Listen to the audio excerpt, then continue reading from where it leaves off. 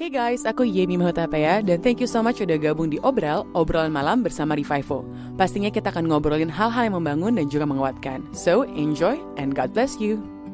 Hai guys, welcome back to Obrolan Malam. Obrolan Aku malam. jadi pengen ketawa karena tadi guys sebelum kita take, Kak Frankie sempat komentar obrolan malam berat nih ya berarti topik-topiknya. Enggak dong, ringan-ringan kakak. Anyway, welcome to the studio Kak Frankie. Yeay. Terima kasih buat undangannya. Thank you banget. Semoga nggak salah waktunya. Nggak dong. Nggak. Aku senang banget. Kita kan sempat live Instagram bareng tapi Yeah. belum pernah diundang ke podcast Betul. aku ya. So it's your first time here. Tapi aku senang banget karena kita hari ini akan ngebahas soal konsistensi. Dan kayaknya orang yang cocok untuk ngebahas konsistensi adalah Kak Frankie, Kak Kiki. Karena kakak kan udah pelayanan selama 15 tahun ya. Dan 15 tahun tuh tahun, bukan waktu yang betul. singkat loh. It's a long time. Betul. Kemarin juga kakak baru konser ya. Apa namanya? 15 konser The Gratitude. 15. The Gratitude. Ayo loh. Lupa konser sendiri. The Gratitude 15 years of Frankie Kuchoros Ministry. Iya, betul. Nah aku pengen nanya deh, selama 15 tahun kakak melayani, ada gak sih rasa jenuh, rasa bosan atau rasa capek? Pasti adalah. Kita masih manusia. Yang kadang-kadang yang kita tabur nggak selalu langsung kita tuai.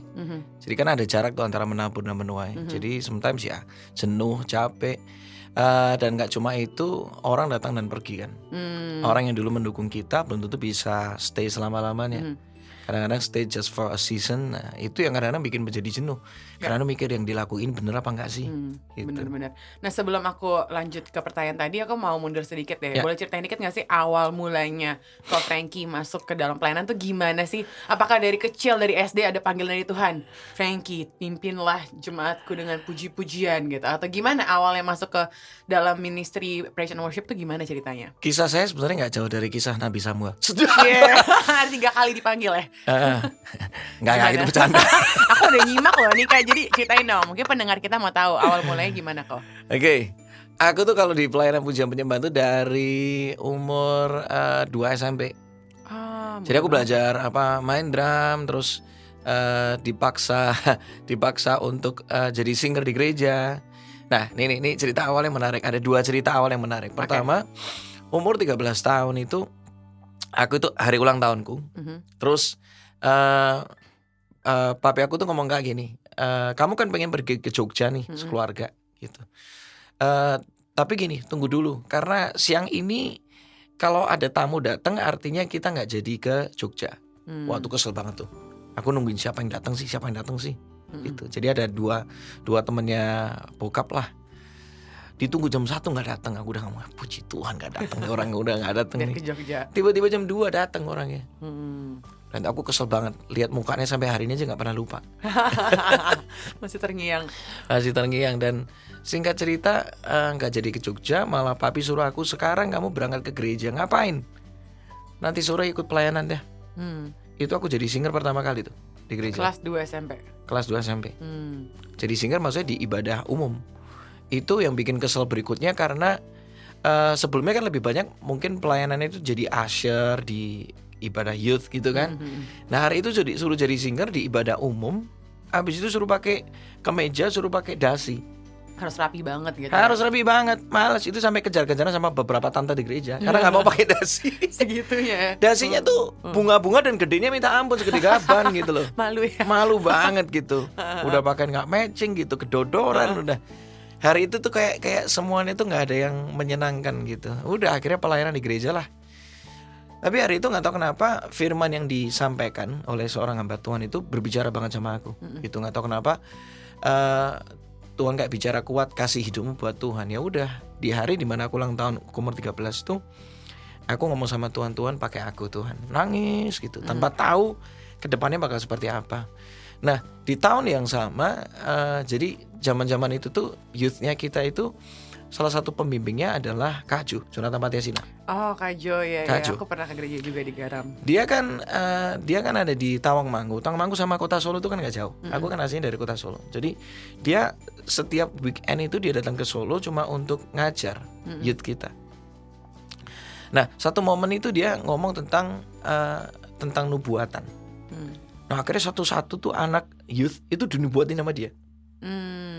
Waktu giliranku dia ngomong kayak gini, Frankie kamu bakal jadi pemimpin di garis paling depan dari barisan tentara Allah. Wow. Zaman itu kan nggak ngerti. Iya, Zaman berat sekarang ya. kan tinggal Google barisan tentara Allah itu gimana. Zaman itu kan nggak ngerti. Udah selesai dari situ malah bercanda sama teman-teman. Aku tadi dinubuatin jadi panglima loh. Kamu jadi apa? Jadi jenderal ya? Kamu jadi kolonel ya? Karena kagak ngerti Iya. gitu loh beneran. Nah, baru setelah di kelas 1 SMA mulai lebih aktif lagi di pelayanan pujian penyembahan, jadi worship leader dan segala macam. Umur 13 juga merupakan tahun yang sama di mana aku pertama kali bikin lagu.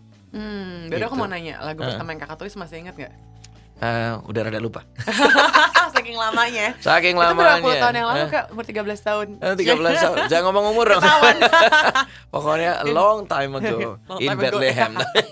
Terus. Gitu. Terus abis itu baru 98 mulai kuliah ya. Abis itu kan mulai aktif bikin lagu lagi. Itu nggak gampang bikin lagu zaman itu. Pertama karena apa? Aku tuh nggak bisa solmisasi. Jadi kadang-kadang tulis lagu terbatas banget gitu loh. Yeah. Dan nggak punya alat perekam. Jadi kalau misalnya bikin lagu harus diulang-ulang Beda sama sampai zaman sekarang ya. sekarang mah tinggal rekam doang. Iya. Gampang, semudah di handphone. Bener-bener udah. Nah zaman canggih. itu nggak ada gitu loh. Nah tahun 2000 tiba-tiba aku dapat kado. Kaget aku buka itu Walkman. Wow. Seneng Iya. banget dong. Zaman itu Zaman kalau dulu punya seneng. Walkman paling keren mereknya apa? Iya, aku belum lahir. Kamu belum lahir? Enggak ada yang udah tapi masih kecil. Sony kan paling keren. Sony. Kalau aku Sony. dapetnya Sanyo. Sanyo. Sanyo tuh pompa air sebenarnya. Oh. Tapi Kita harus sponsorin Sanyo nih disebut namanya. Terus. iya dong. Habis itu dikasih yang ngasih Ko Alfi Raja Guguk. Oh. Jadi aku udah kenal sama Ko Alfi, Om Zid Dari itu zaman udah dulu dari banget 98 udah. Wow. Udah lama banget sama mereka. Terus dari situlah mulai produktif bikin lagu sampai akhirnya singkat cerita 2005 bisa rilis album band pertama namanya Live 3. Wow. Itu senangnya minta ampun karena dikontrak sama Maranatha. Wow, keren ya. Itu zaman itu tuh kalau bisa dikontrak Iya. Maranatha nongol di Pondok Pujian. Wah, sesuatu banget lah pokoknya. Iya. Ya udah dari situ konsisten aja berkarya. Puji Tuhan sampai hari ini. Nah, tadi kakak udah mention soal konsisten berkarya.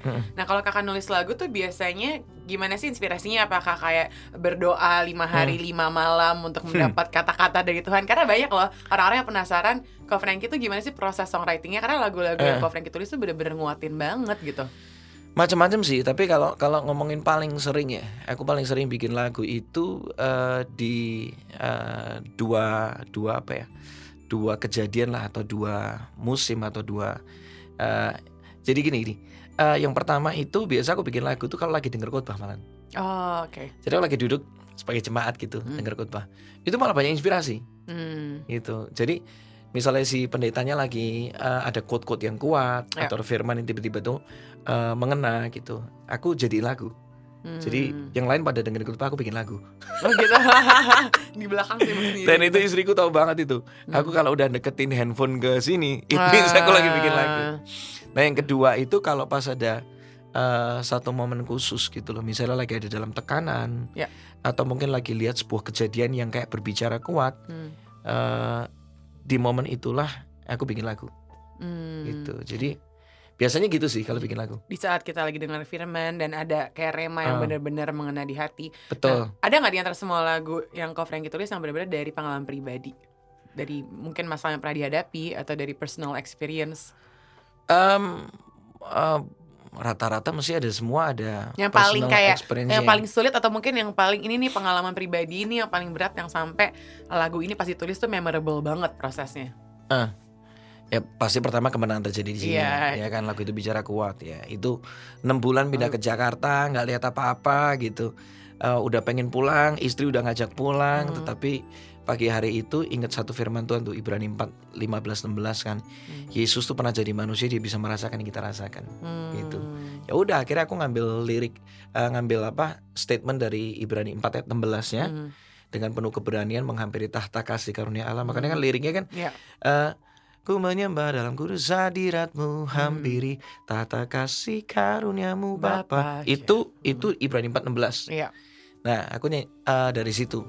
Nah singkat cerita lagunya tercipta dari yang awalnya takut jadi tenang, putus asa jadi punya pengharapan yang baru. Baru setelah itu satu persatu dari perkataan iman dari sebuah nyanyian ternyata